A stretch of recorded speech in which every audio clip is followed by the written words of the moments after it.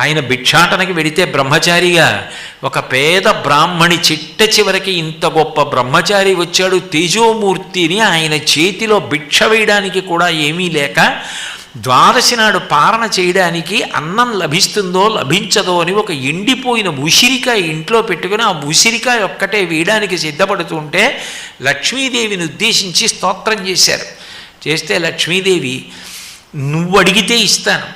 ఆమె గత జన్మలలో ఇలా పెట్టినది ఏమీ లేదు, ఏముందని నేను అడ్డుపెట్టి ఇవ్వను, ఏదైనా ఇంత ఉంటే అది అడ్డుపెట్టి ఇంత ఇస్తాను, అసలు పెట్టిందే ఉందని ఇవ్వను, ఏమీ లేదు అంటే శంకరులు